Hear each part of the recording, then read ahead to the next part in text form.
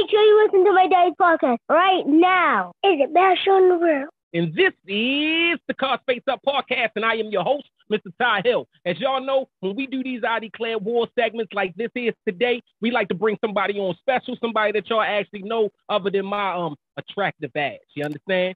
So today we got on a special guest, you feel me? Somebody I really, really like. Y'all might know him, you know, he's a little bit more popular than me and shit, you know. He's a hip-hop artist. He's a music producer. He's a comedian, video content creator. He describes himself as a rap deucer. He got a couple followers on, you know, places like Instagram and YouTube. I think on YouTube, he like almost 1 million and shit. Instagram, a couple 100,000.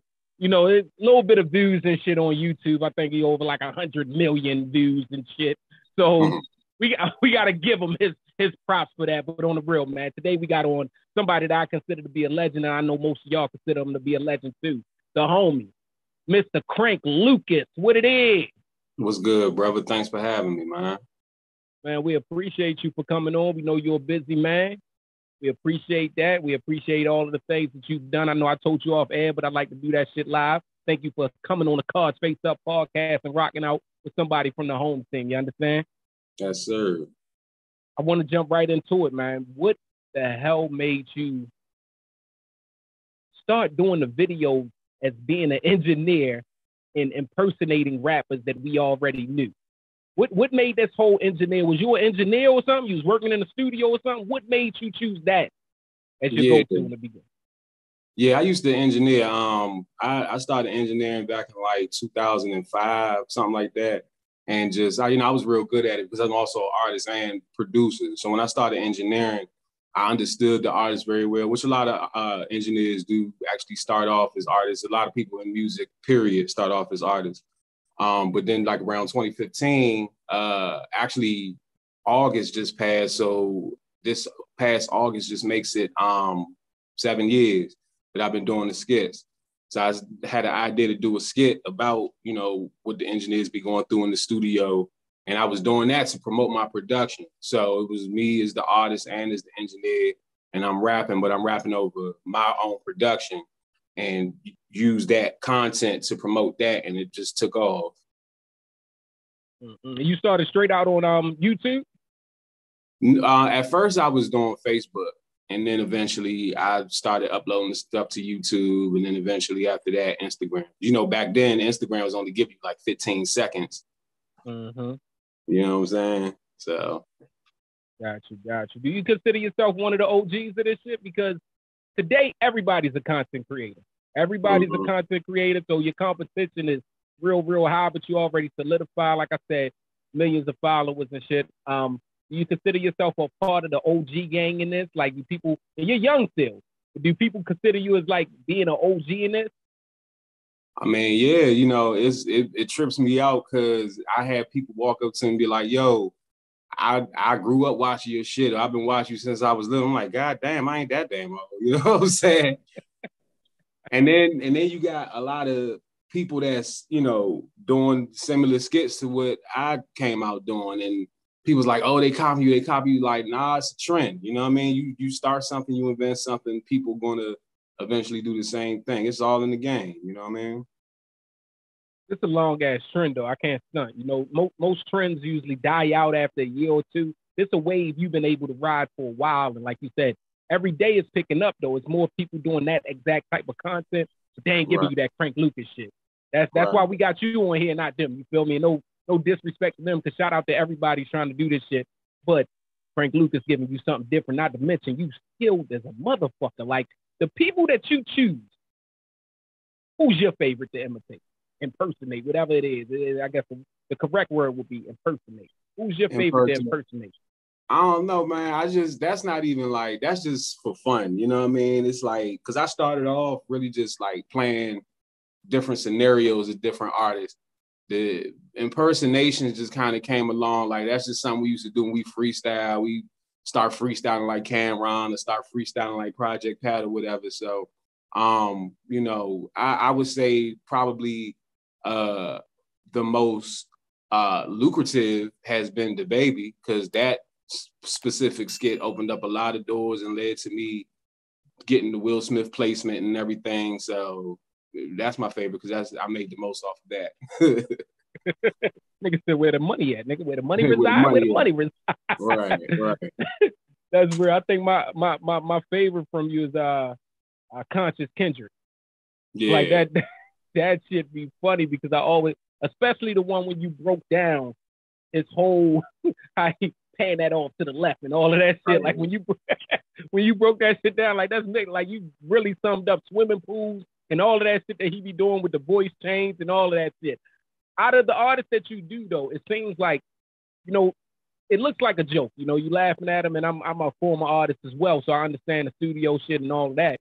But from an artist perspective, I could tell that you got a lot of respect for damn near everybody that you actually impersonate on these for what they do.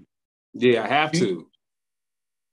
So what you're studying is like, do you just listen to music all day, or when you know that you about to do a skit, do you just listen to that artist all week, or how that works?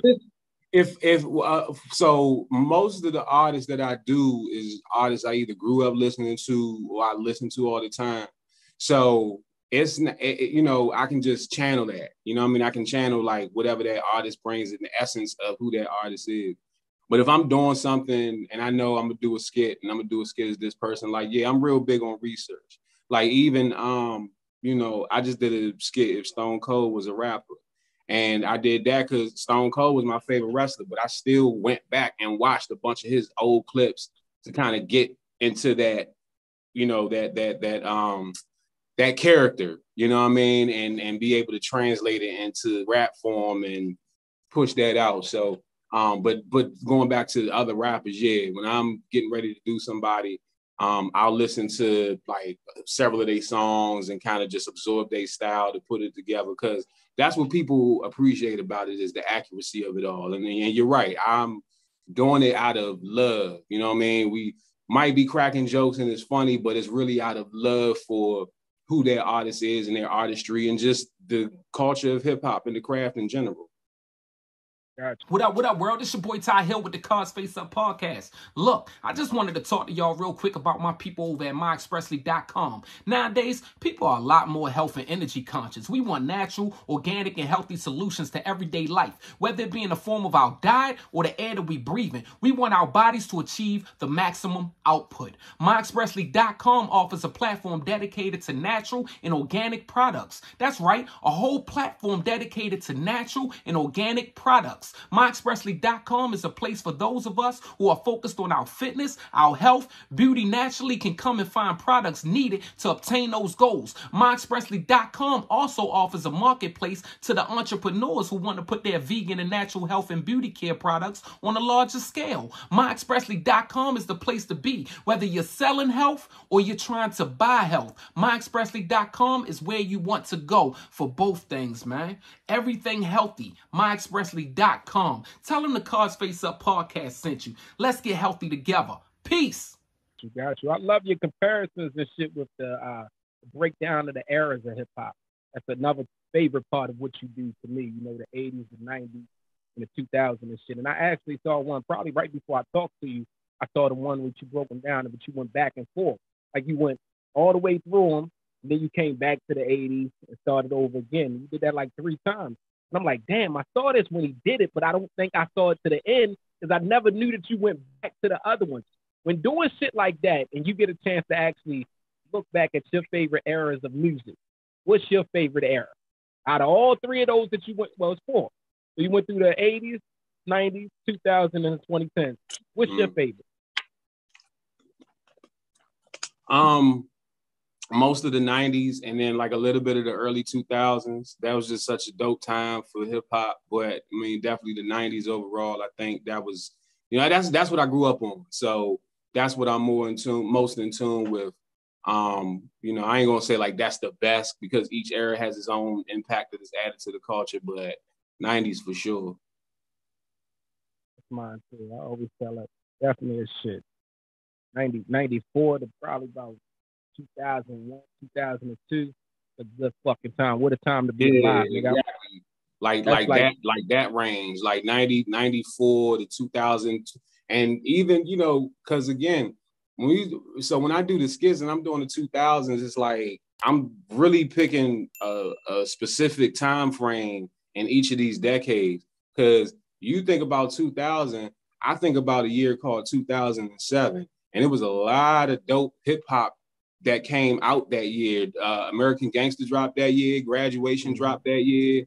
I think T.I. dropped that year. So, you know, it just going through these eras, it's like we picking certain parts of it, but just it's been so much dope music all throughout the years.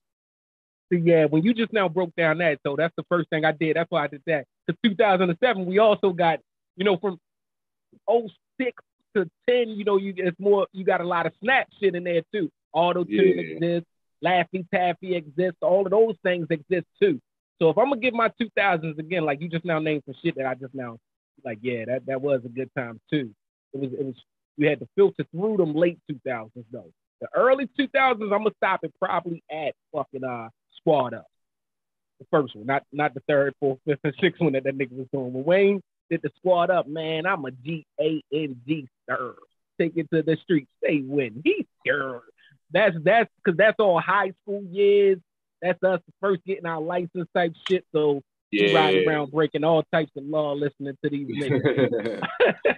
Nah, them Squad Up tapes was crazy, man. But I mean, that was the beginning of Wayne becoming like the GOAT of that era. You know what I'm saying? And he really ran rap for them years. That he still got it too. He never lost it. Like he's still doing this thing. That's what I wanted to ask you too. So we got but I'm so captivating. Everybody replicate me. Nigga face tats, dreadlocks. What do you say? Nigga face fat, dreadlocks, face tats. I'm the 8-pack. I made the culture. What up, twin? They relate back. That's the new, you know, God did. What a time not to want to be Rick Ross. Like, this nigga ain't getting no love for his verse at all. I don't think it's ever been a time, other than that time that nigga had, like, what he had, heart seizures or some shit. I don't think it's ever been a time that a nigga wasn't okay with being Rick Ross. This is the one time Ross ain't getting no love or respect. So we just gonna bring it with Weezy and Jay. Who got the best fucking verse to you? You being a nigga who studies flows and study what niggas actually saying.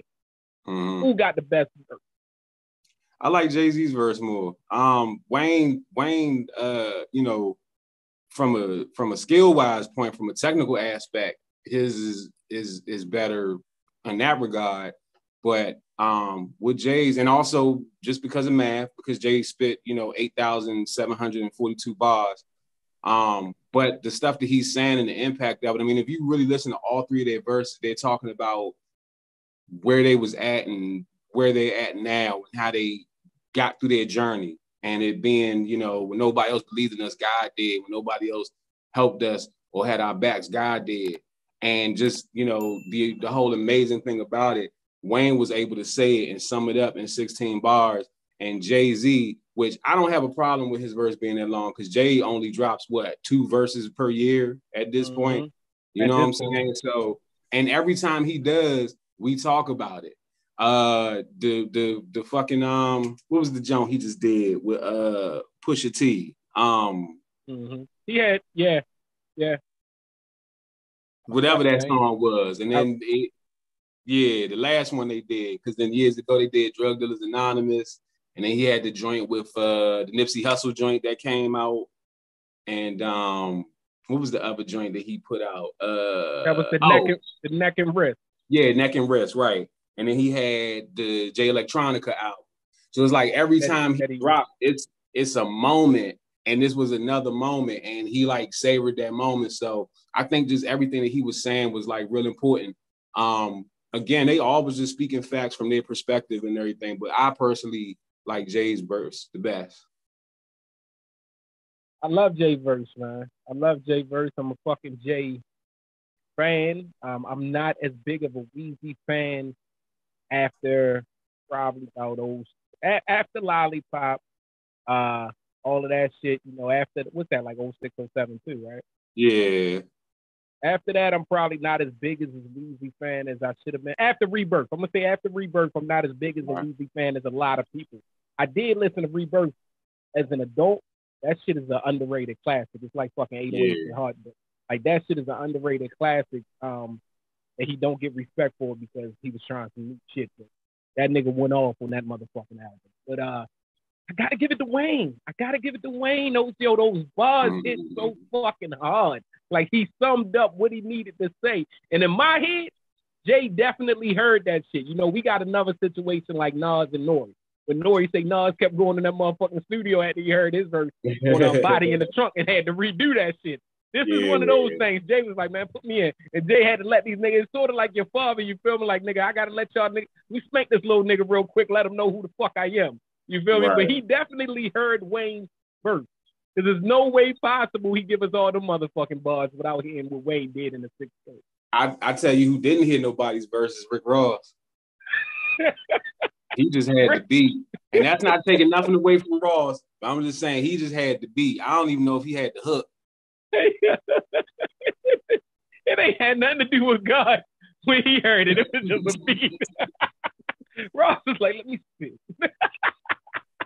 Hey, yo, I would have liked, and again, that's the first time I think in history, other than when that nigga was having the seizures, that niggas was like, what a time not to be Rick Ross. Like, Wingstop started selling drumsticks. We was okay with that shit. We ain't care. By the way, I'm down here in Atlanta now. I just moved down here, and when I first moved down here, I went to his car show on at the Promised Land on his estate. Dope as shit, man. Dope as shit. I could barely breathe after that because it was so much dirt and dust in the atmosphere. But yo, that shit was crazy. It was like probably like 500, 1,000 cars out there. Yo, you fucking, that nigga got a lot of cars because he not rent them out. He let niggas hold his cars to do car shows and shit. I've seen and so they had people pay to like come bring their cars, and they was giving out awards for certain cars and all that. So it was some dope ass vehicles out there, cars, ATVs, bikes, like all types of shit. So you being a nigga from Maryland, right? What part of Maryland you from? From PG? Yeah, PG, yeah. Okay, so y'all use words like sites and shit like that. Like he said y'all use words like about 20 years ago. So look, right? You being from PG and these niggas that you've been doing videos and skits about, you never gonna really run into in PG and DMV really at all. You know, now you in ATL, you around all the stars and shit. Anybody ever approach you on some shit that they didn't like, or any like what has been the Crank Lucas moment of like, damn, this nigga know who I am, whether good or bad? Have you had one of those moments yet? Oh yeah, all the time. Like it's so many people that follow me. You know, you don't know everybody that follows you and how familiar they are with you. And then I'm humble on top of that. So I'm always like really humble when I come across somebody who's like, oh, this person knows me and they familiar with my shit. That's what's up. Like I had that with Freeway and Lil C's, and I actually met them both in person at the same time. Benny the Butcher, Will I Am.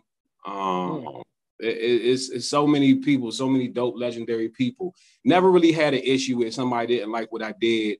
I did a skit about rappers before and after they date Erykah Badu. And when I first put it out, this is 2016, when I first put that out, her sister shared it that same night that I posted it. And then the next day she shared it. And her caption was SMH LOL. So I was like, yeah, that's some dope shit. I also did another one about how Manny Fresh used to name every species ever on the face of this planet in his intros, you know what I'm saying? Humans, dogs, chickens, rats, turkeys. And like he reshared that, you know what I'm saying? So people show love. The people that get it and understand, because I don't really like make fun of people unless you do some wild shit, you know what I mean? Young Jock put that prom dress on. I called him Prom Brady in the video. You know what I mean? Like that type of shit, yeah. But for the most part, it's just more of a love and respect thing of the culture. So yeah, I don't really like have people that like get offended or anything like that. That's what it is. That's what it is, man. What tell us where the fuck the Joyner Lucas production came from. Tell us how that came to play. I know you spoke on it a second, kind of touched on it, but how did the Joyner Lucas or Will Smith song actually end up being the Crank Lucas production? Like I said, I did the skit, the first the baby skit I did, if the baby was a gospel rapper, and Joyner heard it, and he reached out to me, said he liked the track, so I sent it to him. We did the paperwork, boom, boom, boom, and I knew the day that the record was going to be released because of the contract. I knew what day it was going to be released, and I knew what the name of the record was. I didn't hear the record. I didn't know what it was about or nothing, or that he was going to drop a video for it. So when that day came, he drops a whole music video. And I'm like, oh, this shit is dope as hell. Like, it is something meaningful, and it's about Will Smith, and he giving him props and all that. And the video was crazy, you know what I'm saying? So he drops that. And then I get the news after the fact that Will Smith is going to be on the remix. Now, this is a month probably before that remix comes out. So I don't tell nobody. I think I made it told like one person, but I don't tell nobody. I'm quiet about it. You know what I'm saying? I kind of even like purposely forgot about it. So once it happens, I could like, ta-da, look, motherfuckers, like we in here. So, you know what I mean? Just doing that opened up a lot of doors. Shout outs to Will Smith for that. You know, we sync that song in a lot of places. One of those places being Will Smith's book that he came out with. Is in his audio book. It's the last thing that you hear on his audio book, which was a dope read, by the way. So, you know, I'm blessed to have been a part of that situation and to be in the Will Smith atmosphere and ethos of his career, and Joyner as well. Joyner's a dope ass artist. He's very, very underrated. Joyner has that ability that you have. Y'all able to mimic any fucking flow or swag. That nigga's something special. I always tell people that Joyner doesn't get the credit that he's supposed to get, but it's also probably because we rarely get to see Joyner. You know, a lot of times that nigga can literally mimic, and he make niggas look worse with their own shit. Like, he takes over what he does, and that shit is just crazy. I mean, even down to what he had the song with Chris Brown or that, like, this nigga, like, Chris. That was probably, I think, and it's crazy because I'm going to say this about an R&B nigga. Chris is probably the only nigga that could really stand with him, in my opinion, when it came, because Chris is one of those chameleon niggas, too, that's able to actually, whatever the vibe bring, oh, that's what we doing. You know, it's sort of like Bone and Biggie. Like, when Big came in, oh, I can give you that fast shit, too, if you want it, my nigga. Like, you know, whereas though most artists going to give you the Pac and Big, the Pac and Bone shit, you know, they going to give you the, I'm going to still give you my own flow type shit, you know, but y'all got that gift. What is next for Frank Lucas? Because now we're seeing that you're branching out. You've been doing it for a while. You did a couple skits with Phanarius. What is his name? Phanarius? Yeah, Phanarius. Yeah. Shout outs to comedian Lonnie, man. That's my guy right there, man. We've done some dope shit together. Yeah, working with other content creators, I definitely enjoy doing that. The collab shit is crazy. I got some projects dropping. We are releasing the Blue Magic single. But I have a couple projects that I'm getting ready to drop. I got a mixtape EP that I'm dropping, and then an album after that, and also have some short films that we're working on right now. So it's about to be crazy. Like, the rest of this year's lineup is about to look really insane. I was hoping that's actually something I wanted to know too, man. You's a fucking actor. Like, you literally are an actor. How's that shit looking? You got an agent and shit like that? Like, you gotta have an agent out here. Hey, look, we working on, like, you know, the roles and stuff. I like that. And we're gonna be doing some roles. I'm gonna be getting in some films, but I really like creating. I really like writing and directing. I'm in my director bag so heavy, just getting these camera angles and stuff together. So, like, just being on the production side of it and the acting side too, I do enjoy that. But I can't wait to put some shit together to make y'all say, yo, this dude is out of his fucking mind. You know what I mean? Well, that's real. So basically, because I know they knocking down your door. Basically, you got them on hold right now while you in your bag on your boss shit right now. Because I know they knocking down your door, nigga. Like, you really do some great fucking acting. I mean, beyond the writing and like, to see you actually do the dealing with other content creators, and to see you still be your own, to be yourself, and still be You know, it's like what we were saying about Jordan Lucas, still being able to get that respect of, hey, shit, nigga, it's Frank Lucas. Don't. Nigga, I am me. You know, even when you look at your the comments on that shit, like they're happy to see your name fuck with other content creators.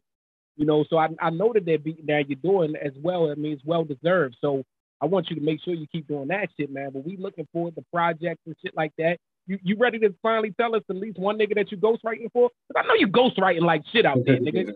nigga that lost weight and shit. He eating fucking. That's see, niggas only lose weight two ways. I know you got your skits about it, but niggas either on crack or nigga got a better than getting more money. You feel me? He able to get more money and he motherfucking eating a lot more healthier. See, it's easy when you got money to eat healthy. That nigga probably got a chef and shit. You feel me? So who you ghostwriting for out there, nigga? Just tell us. Come on, man. Talking about just tell us. Come on, man. Come on, man. Wouldn't be much of a ghost. Wouldn't be much of a ghost. It's ghost codes out here. It's ghost codes. Yo, listen, man. Frank, we appreciate you, brother. I understand fully how busy you are, how important you are to the culture. And I understand fully that you're an OG now, you know, and I want to salute you for that. That was one of the reasons why I wanted to make sure I had you on here. I thank you for showing love. Shout out to you from being from our town, you feel me? Just from being from Maryland altogether, you know, we Baltimore City. So, you know, no matter what it is, it's always good to see a nigga that's fucking with the bigger stars and things and shit, but still fucking with home, because I see you had April Love on there. You had Mully Man. You had I was watching the video the other day. You had the homie what's my man name with the studio shit? What's my man with the studio Dream? What is it, Dream? Oh yeah, Don. Oh man, Don, like that shit is that's dope and shit, like that you still showing love to the home team, man. So we salute you. Is there anything how can they get to you? Because a lot of my fan base are also youngins. They coming up in this game and they don't really understand that YouTube shit that you have been able to make home. You feel me? They into the Instagram, they into the TikTok, and I know they pay as well. Can you give some advice to the youngins that's coming out here, or even the old niggas like myself that's trying to get as big or get as solidified as y'all? Can you give them some advice of what to do, how to get that shit? Because, you know, one of the biggest things, I think probably the most searched thing in the fucking world is, what is YouTube's algorithm, or what is, how do you make your skit go viral? I think those are some of the biggest things. Give them a little bit of insight on just how to get in this shit, man. Well, yeah, definitely. Like, Google that shit. Look it up. There's definitely a technical and administrative aspect to creating content, being consistent with it, and making sure that you're optimizing your videos. But more importantly than that is the quality. It's quality content, and quality content for you, quality content for your audience. You know what I'm saying? You have to consistently deliver quality content to your audience that they're expecting to get. And to piggyback off of what you just said, is very interesting when you said, you know, you see me work with Don and April and Mully. You know, that's three people from Baltimore. I'm not from Baltimore. And just the fact that I'm able to work with people on the DCPG side, but also the Baltimore side, has always been really important to me, because I'm like, fuck, this is our next, you know, metropolitan area, next closest metropolitan area. I'm gonna be tapped in with them too. You know what I mean? And to show love to them and to be out there and networking with them, like, that's the important part of it too. You got to get out here. You got to work with other people that's doing it, and don't just stay restricted to your city. You know what I'm saying? Go travel, go to other places.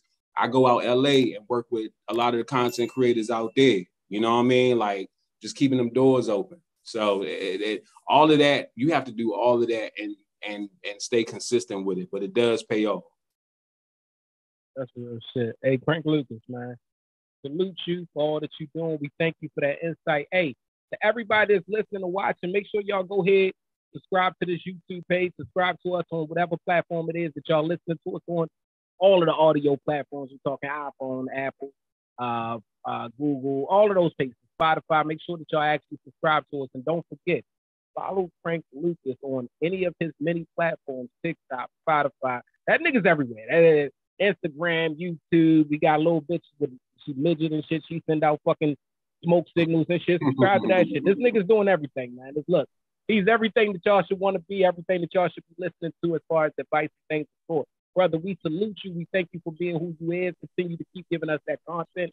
Thank you for giving us a moment of your time, brother. For sure, man. Appreciate it. Likewise, brother. Love what you got going on, man. Let's keep this shit going. That's what it is, bro. Crank Lucas, man. Make sure y'all fuck with him. Salute!